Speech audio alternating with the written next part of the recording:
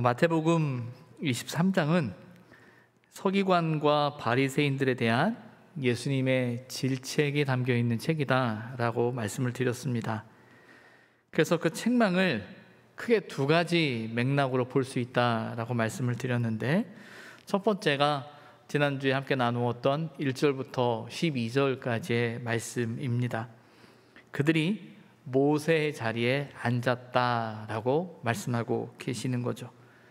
모세의 자리에서 백성들을 하나님께로 인도하는 것이 아니라 도리어 그들이 하나님의 자리에 앉아 사람들의 대접을 받고자 한다라고 말씀을 드렸어요. 그래서 그들이 모세의 자리에 앉았음에 대해서 그들을 향해 말씀하고 계시죠. 이어지는 13절부터 이제 36절까지의 말씀은 이제 크게 두 번째 맥락이라고 볼 수 있습니다. 이는 모세의 자리에 앉은 그들에게 섬김과 낮아짐이 결여될 때 어떤 결과들이 나타나는지 말씀을 통해서 보여주고 계시는 거죠. 오늘 저와 여러분은 이 한 절, 이 마태복음 23장 23절 한 절만을 읽었습니다. 이 한 절을 통해서 전체를 보게 되고요, 또 이 전체를 통해 이 한 절을 좀 깊이 있게 이해할 수 있게 됩니다. 함께 읽지는 않았지만 13절부터 36절까지 반복되어지는 예수님의 표현이 나옵니다. 이 서기관과 바리새인들을 향해서 말씀하시는 표현이죠. 반복되어지는 표현 중에 하나가 화 있을진저라는 말이에요. 화 있을진저. 또 하나는 외식하는 서기관과 바리새인들이여 라고 말합니다. 외식하는 서기관과 바리새인들이여 라는 이 표현은 6번 반복되고 있어요. 그런데 또 화 있을진저 라는 구절은요 16절까지의 말씀을 포함하면 모두 7번 반복됩니다.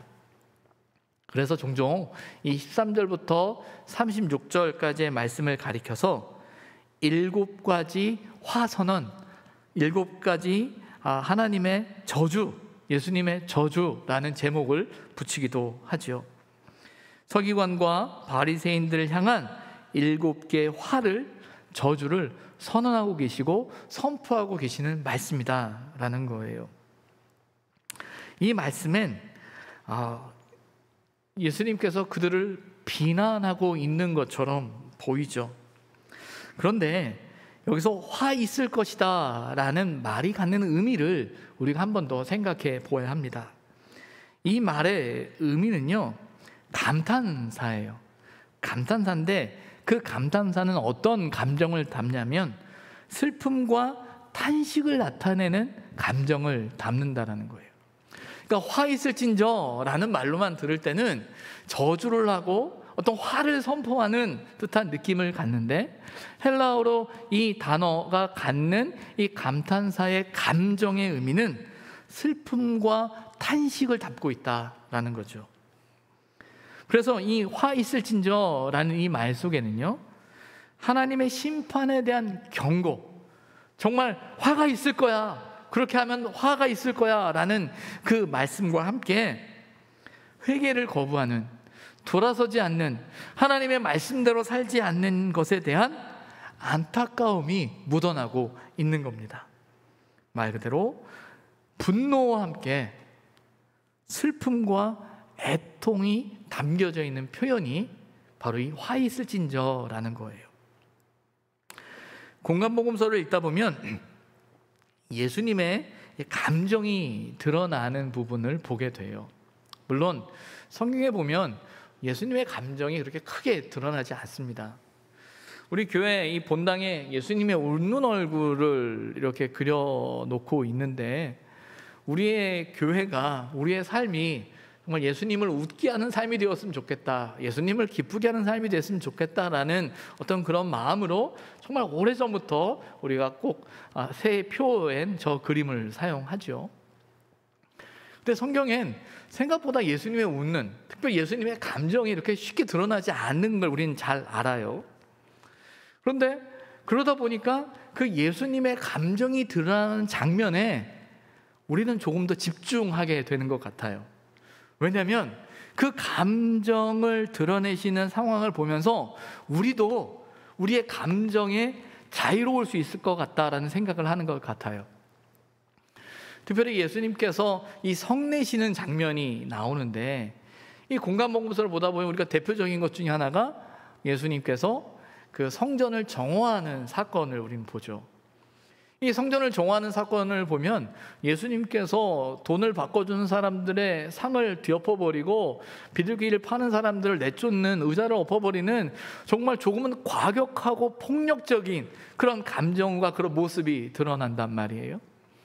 또 이 마태복음 23장에 나오는, 그리고 우리가 13절부터 36절까지 나오는 이 표현 속에 화 있을진저라는 어떤 이런 표현은 예수님이 가지고 있는 그 감정이 그대로 드러나는 것처럼 보여요. 그래서 이런 말씀을 보면서 우리는 우리의 공분과 성냄을 정당화하려고 하는 거죠. 이런 겁니다. 예수님께서 이렇게 화를 내셨잖아, 우리도 그런 의분을, 그런 공분을 가져야 돼 라는 생각을 하는 것 같아요. 그런데 여기서 우리가 놓치지 말아야 되는 것이 있습니다. 여기서 예수님이 말씀하시는, 나타내는 이 감정은 단순한 성냄과 분냄의 감정이 아니라는 거예요. 깊은 슬픔이, 깊은 애통이 그 표현 속에, 그 감정 속에 있다라는 거죠. 탄식이 있다라는 사실을 놓치지 말아야 한다라는 거예요. 그러기에 분을 내지만, 성을 내지만 상대를 조롱하지 않아요. 비아냥거리지 않아요. 깊이 슬퍼하고 안타까워하면서 함께 아파하는 탄식과 애통이 담겨져 있다라는 거죠. 긍휼의 마음이 빠진 질타, 그리고 또 책망은요, 공동체를 살리는 게 아니에요. 사람을 살리는 게 아니에요. 도리어 죽이는 칼이 된다라는 사실을 잊지 말아야죠. 종종 우리가 의분이라고 이야기하고 공분이라고 이야기하는 어떤 그런 마음의 감정들에 일어날 때 우리 정말 놓치지 말아야 되는 건 상대에 대한 애통, 상대에 대한 그 슬픔, 상대의 그 연약함에 대한 그 감정을 우리가 가져야 한다라는 거예요. 그들을 향한 비판의 무게만큼 애통의 무게를 온전히 느끼고 있을 때 그 비판이 가치가 있어지고 그 판단이 의미가 있어지는 거예요. 예수님께서 이렇게 화 있을진저 라고 말씀하시는 것이 단지 비난이 아니다 라고 말할 수 있는 건, 예수님께서 그 슬픔 때문에, 그 애통 때문에, 그 연약함 때문에 십자가에서 죽으셨다는 사실을 우리는 잘 알고 있어요. 만약에 그 죽으심이 없었다면 예수님의 비난과 비판은 우리의 인간적인 감정의 비난과 비판과 크게 다르지 않을지도 모르겠어요. 하지만 그 죽으심의 사건이, 그 비난이, 그 비판이, 이 애통이, 이 슬픔이 그 말 속에 묻어나고 있음을 우리는 알게 되는 거죠. 화 있을진저 외식하는 서기관들과 바리새인들이여, 이 말 속엔 그들의 가장 큰 잘못을 지적하고 있는 거예요. 그 잘못은 무엇입니까? 외식하는 거예요. 외식하는 거. 그들의 외식에 대한 탄식이 있는 거죠. 겉과 속이 다른 것에 대한 탄식이 있는 거예요.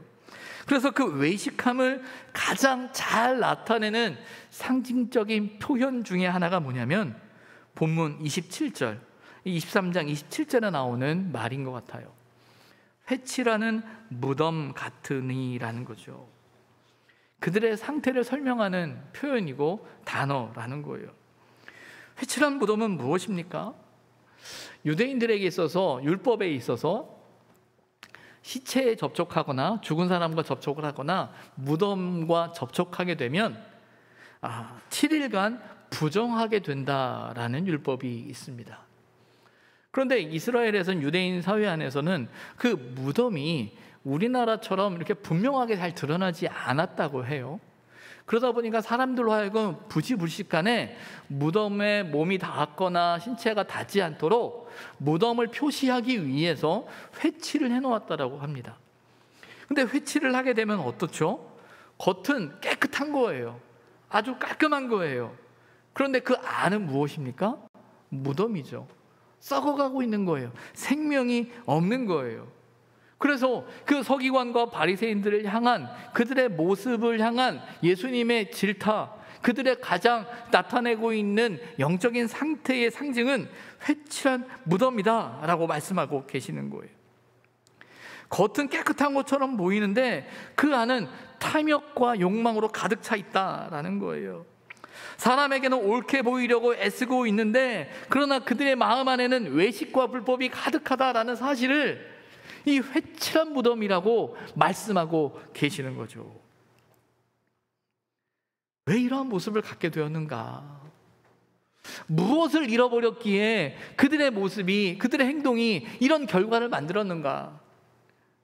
오늘 우리가 읽은 본문 23절에 잘 나와 있습니다. 23절은 이렇게 이야기하죠. 그들이 정의와 긍휼과 믿음을 버렸도다. 정의와 긍휼과 믿음을 저버렸다라고 말씀하고 있는 겁니다. 본문엔 이렇게 이야기를 해요. 너희가 박하와 회양과 근체에 11조는 드리고 있는데 율법에 더 중요한 것을 놓치고 있다라고 말하고 있죠. 여기서 이 박하와 회양과 근체의 11조는 이런 겁니다. 여러분, 우리가 11조에 대한 이해는 잘 갖고 있어요. 레위기 27장 30절에 보면 이런 말이 나오죠. 그 땅의 10분의 1, 곧 그 땅의 곡식이나 나무의 열매는 그 열매의 10분의 1은 여호와의 것이니 여호와의 성물이다 라고 되어져 있습니다. 이 말은 11조가 갖는 의미가 있는 거예요. 종종 신학자들에 의해서나 어떤 사람들에 있어서 11조는 구약의 신앙의 율법적인 행동이다라는 말로 11조를 제한하거나 11조에 대해서 부정적인 이해를 말하는 사람들이 종종 있습니다. 여러 가지 신학적인, 상황적인, 시대적인 것에 대한 이야기로 논할 수 있지만 11조의 가장 중요한 정신은 하나님의 것에 대한 고백인 거죠. 우리 인생과 우리의 삶이, 우리가 누리고 있는 이것이 하나님으로부터 왔다라는 신앙의 고백으로서 우리는 하나님 앞에 10의 1조를 드리는 거예요. 그래서 성경에도 말하는 것처럼 곡식과 열매의 11조를 이야기를 하고 있어요. 이 말은 뭐냐면 우리가 살아가는 삶의 상황에서 우리를 살게 하는 그것에 대한 11조를 드림으로 하나님의 주인 되심, 하나님의 복주심, 하나님의 이끄심, 하나님의 것이라는 것에 대한 고백을 담는 거죠. 그런데 오늘 본문엔 이 박하와 회양과 근체라고 나와 있어요. 이건 뭐냐면 일종의 향신료예요. 어찌 보면 곡식과 열매의 개념이 아니라 부수적인 어떤 향신료적인 어떤 그것에 대한 11조를 내야 되느냐에 대한 부분에 있어서 사실은 그들에게는 고민이 되는 거죠. 왜? 곡식과 열매의 개념과는 좀 다른 이해를 갖고 있었던 것 같아요. 근데 중요한 건 이 서기관과 바리새인들이 율법을, 이 말씀을 보면서 생각하기를 무슨 소리냐, 이 박하와 회양과 근체도 하나님 앞에 온전한 11조를 드려야 되는 게 당연한 일이야 라고 하면서 그들이 11조를 하나님 앞에 드린 거예요. 중요한 신앙의 고백이죠. 또 그런 고민이 있었다는 이야기고 그 고민 속에 그들은 그런 선택을 한 것입니다. 근데 중요한 건 그런 11조를 드리는 것에 대해서는 너희가 고민을 하는데 율법에 더 중요한 것을 놓치고 있다라고 이야기를 하고 있는 거예요. 그게 바로 정의와 긍휼과 믿음이다라고 말하고 있는 거죠. 그런데 여러분, 여기서 본문을 이해할 때 11조와 정의와 긍휼과 이 믿음을 구분해서 둘 중에 하나를 하는 것이 바른 것이다라는 말을 하는 게 아니에요. 성경에서도 주님이 이렇게 말씀하시죠. 분명히 성경이 이렇게 이야기하고 있어요. 이것도 행하고 저것도 버리지 말아야 할 것이다 라는 말. 이 말은 뭐냐면요, 11조를 드려지는 그 행위에 대한 신앙적인 고백과 함께, 그리고 율법이 가지고 있는 그 정신과 그 가치와 의미를 함께 지켜내야 된다라는 말을 하는 거예요. 근데 그들은 11조라는 행위를 함으로 율법이 완성됐다라는 생각을 갖는 거죠. 율법을 지켰다라고 생각하는 거죠. 이런 규정과 절차를 지켰기 때문에 내가 율법을 지켰다라고 말하는 거예요. 근데 아니라는 거죠. 그 행위와 형식도 중요한데 그 행위와 형식을 담아내는 정신을 놓치지 말아야 한다. 근데 중요한 건 그것을 놓치고 있다라고 말씀하고 있는 거예요. 정의를 저버렸기에, 긍휼을 저버렸기에, 믿음을 저버렸기에 이러한 결과가, 이러한 모습이 나오고 있는 것이다라고 주님이 말씀하고 계시는 거예요. 그러면 그 정의, 그 긍휼, 그 믿음이 무엇이냐라는 거죠. 정의를 저버렸다라고 할 때 어떤 의미냐라는 거죠. 성경에서 말하는, 오늘 마태복음 23장에 나오는 이 정의라는 단어가 헬라어로는 크리시스라는 단어예요. 근데 그 단어가 갖는 의미는 어떤 선택과 판단, 그리고 정의라는 의미로 그 단어가 해석되어져 있습니다. 이런 의미일 것 같아요. 무엇을 선택하고 무엇을 판단하는가의 문제죠. 말 그대로 옳은 것을 선택하고 옳은 것을 판단해야 한다라는 말인데, 그 옳은 것을 선택하고 판단하는 것을 놓쳤다라는 거예요. 이 말은 어떤 기준을 가지고 선택해야 하는 그 선택의 기준이 흔들렸다라는 겁니다. 보통 성경에서 의라고 말하는 단어는 어떤 단어냐면 디카이오시네라는 헬라어 단어를 써요. 이 의라는 단어가 갖는 큰 의미가 두 가지예요. 하나는 넓은 의미로는 하나님이 받으실 만한 조건으로서의 의예요. 그러니까 의라고 말할 때는요, 사람의 의, 사람이 정의하고 판단하는 의가 아니라 하나님이 인정하는 의로움, 의라는 거예요. 하나님이 인정하는 것을 의라고 이야기하는 거예요. 그리고 그것의 작은 의미가 그 하나님이 의롭다 하신 것에 대한 믿음의 고백과 함께 우리가 마땅히 살아갈 삶의 자리에서의 어떤 정의와 도덕을 말하는 것이 이 의라는 거죠. 그래서 정의를 이야기하고 의를 이야기할 때 가장 핵심은 뭐냐면 하나님의 뜻을 구하는 일이라는 거예요. 하나님의 뜻을 찾는 일이라는 거예요. 하나님의 뜻대로 행하는 일이라는 거예요. 그래서 정의를 저버렸다라고 하는 그 말은 하나님의 뜻을 온전히 따르지 않았다라고 말하고 있는 거죠. 앞서서 서기관과 바리새인들이 모세의 자리에 앉았다라고 말씀을 드렸어요. 어떤 면에서는 모세의 자리는 필요합니다. 왜 필요하냐면 우리로 하여금 하나님의 뜻을 분명히 헤아리고 깨달아 아는 그 인도함이 필요하다라는 거예요. 근데 중요한 건 그 모세의 자리를 통해서 우리로 하나님께로 가게 하고 하나님의 뜻 앞에 서게 해야 되는데, 그 모세의 자리에서 하나님의 뜻으로 인도하는 것이 아니라 사람의 생각으로, 사람의 방법으로, 사람의 뜻에 머물게 했다라는 거죠. 그로 인해서 빚어진 결과가 뭐냐면요, 13절과 15절에 나와요. 13절과 15절의 내용은 이겁니다. 13절에 보면 그들이 천국 문을 사람들 앞에서 닫아버렸다라는 거예요. 모세의 자리를 통해서 그들을 하나님께로 인도하고 천국으로 인도해야 되는 게 그들의 역할인데, 도리어 그들이 천국의 문을 닫아버려서 자기도 못 들어갈 뿐만 아니라 다른 사람도 들어가지 못하게 했다라고 말하고 있어요. 15절에는 뭐라고 이야기하고 있냐면요, 교인 한 사람을 도리어 지옥 자식이 되게 해버렸다라고 이야기를 하고 있는 거예요. 그들이 하나님의 뜻을, 하나님의 정의를, 하나님의 말씀을 왜곡했을 때 천국으로 사람들을 인도하는 것이 아니라 천국 문을 닫아버리는 일이 되어졌다라는 거죠. 우리가 우리의 정의에 빠질 때, 우리의 의로움에 빠질 때, 하나님의 뜻을 온전히 깨닫지 못할 때 그로 인해 얼마나 무서운 결과가 벌어지는지 성경은 이야기하고 있는 거예요. 왜곡된 정의는요, 천국의 문을 여는 것이 아니라 닫아버리고 만다라는 겁니다. 여러분, 교회의 가장 큰 역할은 무엇일까요? 교회가 왜 존재해야 할까요? 교회가 왜 필요할까요? 우리는 교회를 통해서 사람들을 천국으로 인도하는 그 역할을 감당해야 하는 겁니다. 이 교회가 사람들에게 하나님의 뜻의 통로가 되어지고, 이 교회라는 존재를 통해서 하나님의 구원의 역사가 나타나는 그 통로가 이 교회를 통해서 나타나야 되겠죠.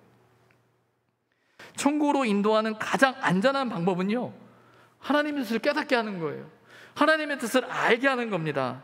교회가 우리의 신념이나 가치와 의미를 앞세우는 것이 아니고, 또 교회가 신목단사 뜻을 같이 하는 사람들의 모임이 아니다라고 말하는 건 분명한 목적이 있기 때문이에요. 이 교회 공동체를 통해서 하나님의 나라를, 천국을 소망하게 하고 천국으로 인도하는 그 역할이 교회여야 한다라는 거죠.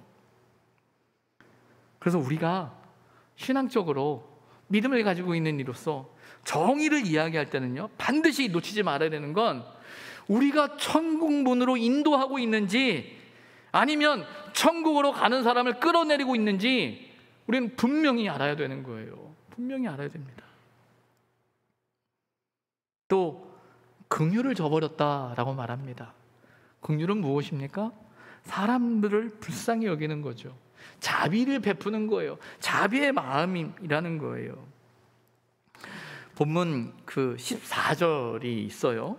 오늘 성경에 보면 13절, 14절, 15절이 있는데 14절은 없음이라고 있어요. 14절은 있는데 14절은 없습니다. 그런데 없음이라고 되어 있는 거기에 각주가 달려 있죠.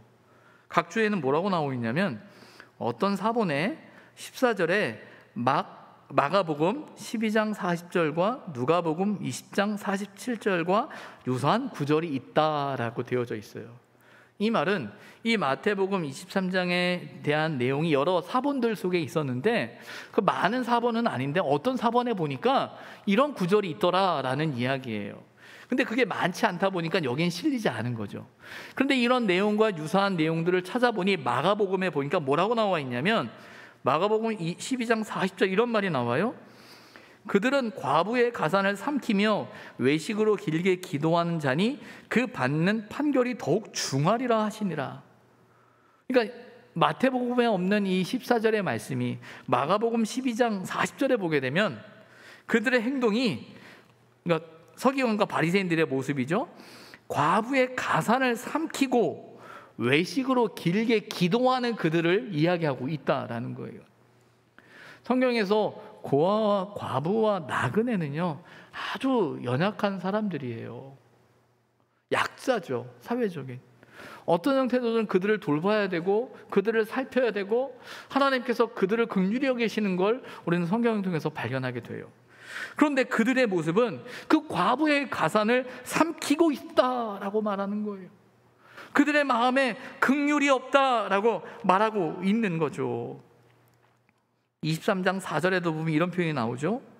무거운 짐을 묶어 사람의 어깨에 지우되 자기는 이것을 한 손가락으로도 움직이려 하지 아니한다. 어찌 보면 그들은 모세의 자리에 앉아서 이렇게 해야 돼, 저렇게 해야 돼 말은 하죠. 그리고 사람들에게 무거운 짐을 지어요. 그러나 전혀 그들의 무거움을 이해하지 못해요. 그들의 아픔을 이해하지 못해요. 당연히 그렇게 해야 돼 라는 그런 원칙적인 것만 이야기하고 있는, 사람들에 대한 살핌과 애통과 긍휼의 마음이 전혀 없다라고 이야기하고 계시는 거예요. 공동체를 지키기 위해선 어떤 원칙이 필요해요. 그런데 또 이 공동체 안에 있는 사람들을 지키기 위해선 사랑이 필요합니다. 그래서 담임 목회를 하면서 제일 많이 느끼는 고민 중에 하나는 그거예요. 때로는 공동체를 위한 원칙이 필요하고, 때로는 그 한 사람 한 사람을 향한 그 사랑이 필요해요. 이 원칙과 사랑의 고민이 있는 거죠. 그래서 우리가 당회에서도 장로님들 같이 의논하고, 또 재직회에서나 우리 같이 회의하다 보면요, 사실은 이 문제가 부딪혀요. 원칙이냐 사랑이냐라는 거예요. 근데 여러분, 쉬운 건 이거예요. 원칙대로만 하면 돼요. 원칙이 이러니까, 이 명분이 이러니까 이렇게 하면 돼 라고 말하면 쉬워요. 그런데 정말 건강한 공동체는 쉬운 그 길만 가는 게 아니라 원칙을 놓치지 않으면서도 그 사랑을 놓치지 않는 거예요. 이거 쉽지 않은 일이에요. 이 균형을 잡는 거 정말 어려워요. 그런데 고민해야 돼요. 이 고민을 해야 되는 거예요. 근데 중요한 건 이 서기관과 바리새인들은 그 고민을 안 한 거죠. 쉬워요. 원칙대로만 하면 되고 이 율법대로 하면 되고 이렇게 해놨으니까 이렇게 해. 그런데 그렇지 못한 사람들에 대한 긍휼과 안타까운 마음이 없음을 이야기하고 있는 거죠. 그들을 향해 믿음을 저버렸다라고 말하고 있습니다. 믿음 이야기하면 누구보다 그들이 믿음을 갖고 있는 사람들이죠. 누구보다 하나님을 잘 알죠. 누구보다 말씀을 잘 알죠. 누구보다 율법을 잘 아는 사람들이죠. 어떻게 그들 앞에서 믿음이 없다라고 말할 수 있을까요? 그들이 믿지만 믿음이 없었어요. 어떤 말인가요? 하나님에 대한 믿음을 갖고 있다라고 말하지만 결국 그들의 선택은 자신의 판단과 자신의 뜻을 앞세웠다라는 거겠죠. 23장 29절부터 36절까지의 마지막 부분에 화 있을진저라는 그 말 속에 갖는 내용은 이런 거예요. 선지자들을 죽였다라는 거예요. 너희들이 선지자들을 죽였다라고 말하고 있습니다. 그래서 29절에 보면 이렇게 말하죠. 너희는 선지자들의 무덤을 만들고 의인들의 비석을 꾸미며 말했다라고 이야기하고 있어요. 그러면서 뭐라고 말하고 있냐면 너희들은 우리가 조상 때 있었더라면, 만약에 우리가 조상들 때 그 시대에 있었더라면 우리가 그 선지자들의 피를 흘리지 않았을 거야 라고 말한다라는 거죠. 이 말은 뭡니까? 자신들의 조상이 선지자들의 피를 흘렸다라는 이야기예요. 더 나아가서는 뭐냐면 우리가 거기 있었으면 그들의 피를 흘리지 않았을 거야 라고 말하고 있는 거죠. 그런데 사실 그들이 그 선지자들을 죽였다라는 이야기예요. 선지자들을 왜 죽였어요? 선지자들의 역할이 뭡니까? 우리가 예언서의 말씀을 보면서 선지자들의 이야기를 듣잖아요. 선지자들을 통해서 어떤 이야기가 선포되어졌습니까? 하나님의 말씀이 선포되어졌어요. 그런데 이스라엘이 그 선지자들의 말 앞에서 그 말씀을 들었습니까? 안 들었습니까? 안 들었어요. 왜? 어떤 기준으로 안 들었습니까? 자신의 생각, 자신의 뜻, 자신이 원하는 것은 들었어요. 그러나 자신의 생각, 자신이 바라는 것, 자신이 기대하는 것과 다른 이야기는 하나님의 말씀으로 듣지 않았어요. 믿음은 무엇입니까? 하나님을 믿는 거예요. 내 감정과 내 선택과 내 판단과 내 계산이 앞서는 게 아니라 하나님의 말씀을 하나님의 말씀으로 듣는 그 믿음의 선택이 그들에게 필요했는데 그 선택을 하지 못했죠. 그럼 어떻게 합니까? 내가 믿는 것이 믿음이라고 생각하면, 내가 믿는 것이 믿음이라고 말하지 않은 그들은 믿지 않은 사람들이니까 어떻게 되는 거예요? 죽인 거죠. 그 사람들을 죽여서 내가 믿었다라고 말하는 거죠. 그 악행을 행하고 있는 거예요. 믿음이 없다라고 말하는 그 말 속에는요, 하나님의 뜻 앞에서 그 말씀을 들으려는 노력이 아니라 자신의 뜻대로, 자신의 생각대로, 자신의 기준대로 행하고자 했던 그들의 모습이 담겨져 있는 거예요. 그들은 믿었습니까? 믿지 못했습니까? 그들은 믿음이 있었습니까? 믿음이 없었습니까? 그들은 믿음이 없었어요. 자신의 생각은, 자신의 계획은, 자신의 뜻은, 자신의 판단은 있었지만 우리의 계획과 판단보다 앞서시는 하나님의 뜻에 대한, 하나님이 일하심에 대한 그 신뢰, 그 믿음을 잃어버릴 때 하나님의 뜻 앞에서, 하나님의 일 앞에서도 그것은 잘못됐다고 그들을 죽일 수밖에 없는 그 불신의 모습이 그들에게 있음을 이야기하고 있는 거예요. 신앙인에게 있어서 오늘 본문에 나오는 정의와 긍휼과 믿음은 아주 중요한 신앙의 덕목인 것 같아요. 우리가 하나님을 믿는다라고 말할 때, 믿음으로 살아간다고 말할 때 이 부분은 놓치지 말아야 할 일이라고 생각합니다. 그런데 오늘 본문을 보면서 우리는 예수님이 말씀하신 그 시각을 가지고 유대인을 바라보면서 서기관들이, 바리새인들이 그렇대라고 말하면서 우리는 그들을 향한 비난의 시선을 갖고 있죠. 근데 제가 이 말씀을 묵상하면서 그 시선을 바꿔서 그러면 세상이 우리를 어떻게 볼까라는 생각을 해보게 돼요. 세상이 우리를 어떻게 볼까? 지금까지는 예수님의 시선으로 서기관과 바리새인들을 바라보면 우리는 좀 자유로웠어요. 아, 저 사람들이 그렇대. 그 사람들은 정의도 없고 긍휼도 없고 믿음도 없는 사람들이야. 아, 그러면 안 되지. 아유, 나쁜 사람들. 그런데 세상이 우리를 본다면요, 시선을 바꿔서 세상이 우리를 바라보는 그 시선 속에 우리는 정의가 있습니까? 우리는 긍휼이 있습니까? 우리는 믿음이 있습니까? 우리의 모습이 사람들을 천국으로 인도하는, 하나님의 뜻 앞에서 하나님의 뜻대로 살기 위해 사람들을 천국으로 인도하는 모습이어야 되는데 그 모습이 우리에게 있나요? 사람들에게 긍휼과 사랑을 나타내기보다 어찌 보면 오래된 우리의 종교적인 습성과 교리적인 행위를 지키는 것이 신앙이라고 믿지 않는 사람들에게, 세상 사람들에게 말하고 있지는 않습니까? 무엇보다 우리가 믿는다, 하나님이 계신다, 하나님이 살아계신다라고 말하면서도 우리가 살아가는 삶의 그 가치와 기준이, 행동의 기준이 세상의 기준과 똑같지 않습니까?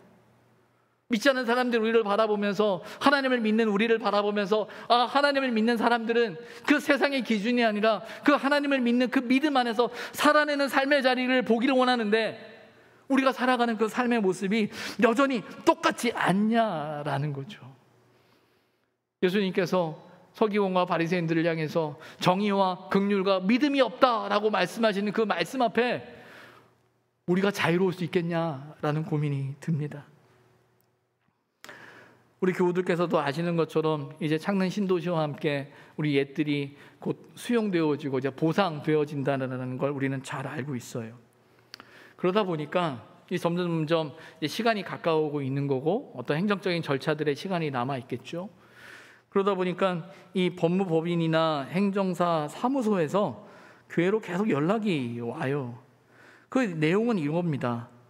수용 과정에서 이의를 제기하라는 거예요. LH 쪽에서 보상하겠다라는 보상 금액을 받아들이고 빨리 인정하지 말고 이의를 제기하라는 거예요. 이의를 제기하면 처음 보상가보다는 무조건 더 많이 받게 될 거다라는 거예요. 그리고 그 일을 우리가 할 거고 우리가 받는 그 보수는 그 결과 성과금의 몇 %만 주시면 됩니다. 말 그대로 당신들은 아무것도 할 거 없습니다. 우리가 다 하고 보상을 더 받아줄 테니까 그러면 나머지 그거에 대한 보상에 대한 수고비만 주시면 됩니다 라고 말하는 거예요.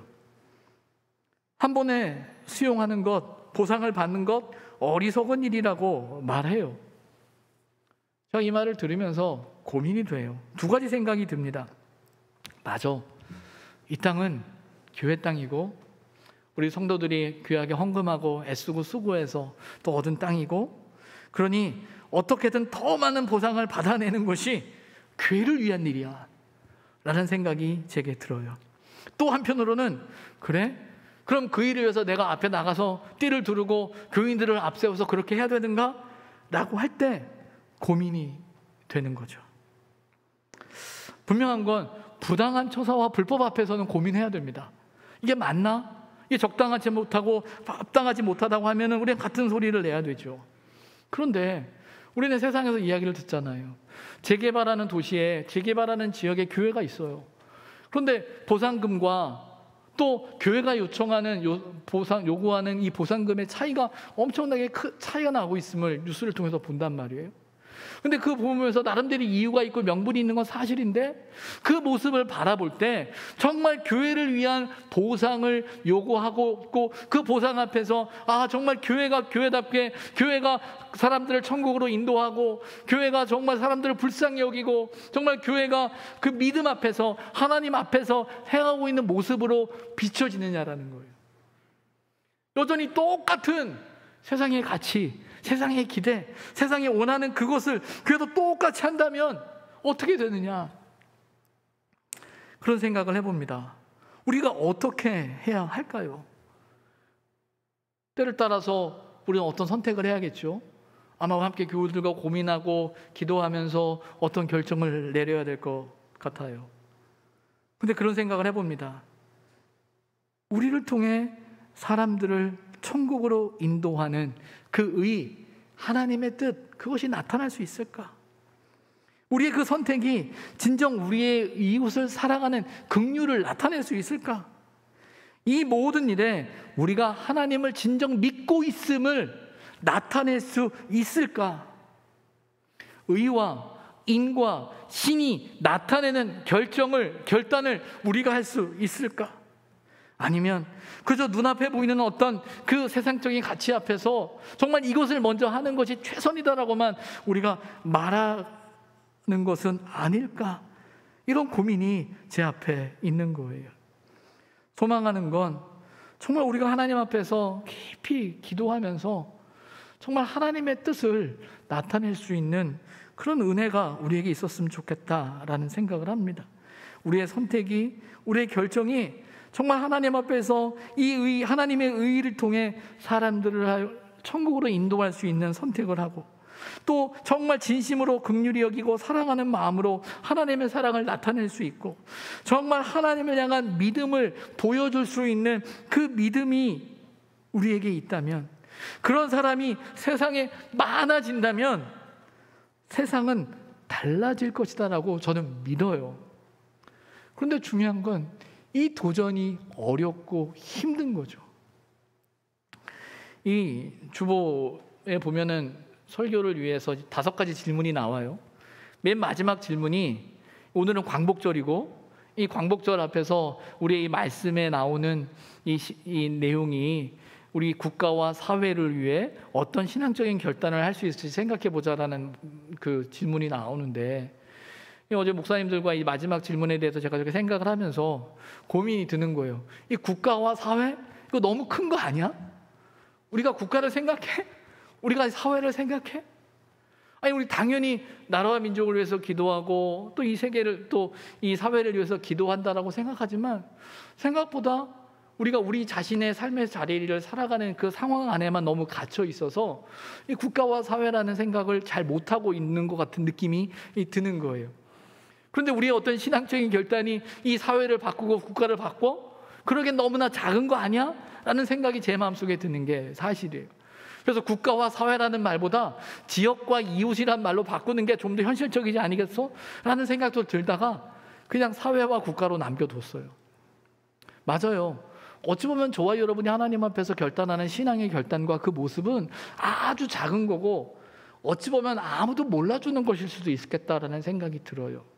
그런데 중요한 건 아무도 몰라주는 그 신앙의 결단과 모습과 그 말씀대로 살아가려는 그 몸부림이 많아지면 바로 그 속에 하나님의 능력이 역사하는 거죠. 우리가 세상을 변화시키는, 우리의 힘이 세상을 변화시키는 것보다 더 중요한 건 뭐냐면, 우리가 그 세상을 변화시킬 하나님을 믿고 살아내는 그 삶의 자리가 더 중요한 거죠. 근데 우리가, 하나님을 믿는 우리가 이 나라와 민족을 위해서 무언가를 해야 된다라고 말하고 있는 우리가 정말 무엇을 할까? 이 사회를 위해서, 국가를 위해서 무엇을 할까라는 그 고민 앞에 이 세상을, 이 나라를 붙드실 하나님을 믿고 믿음으로 내는 삶의 자리, 믿음으로 감당해내는 그 삶의 자리에 대한 고백이 필요하다라는 거예요. 신앙인에게 있어서 이 광복절은요, 아주 중요한 신앙의 고백과 같은 거예요. 어떤 면에서 그러냐면, 이 해방의 역사는 하나님께서 우리에게 베풀어 주신 구원의 역사라고 우리는 믿습니다.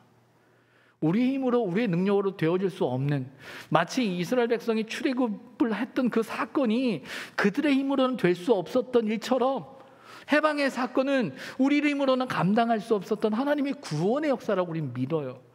그래서 하나님께서 이 나라를 우리에게 주셨다라는 그 믿음을 갖기 때문에 우리는 믿음을 갖고 있어서 이 나라를 위해서 기도해요. 애쓰는 거예요. 근데 때로는 살아가는 이 세상과 나라를 보면서 마음에 안 들 수도 있어요. 왜 나라가 이 모양이야? 왜 정치인들은 그 모양이야? 왜 나라가 이렇게 돌아가? 이 사회가 왜 그래? 라고 이야기할 수 있죠.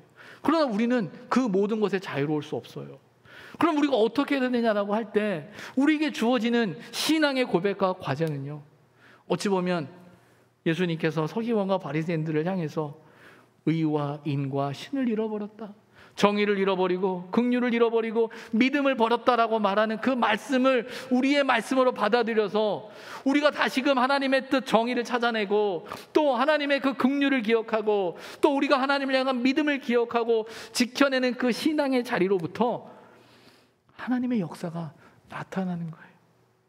그것이 저와 여러분의 믿음의 고백이고 신앙의 자리였으면 좋겠어요.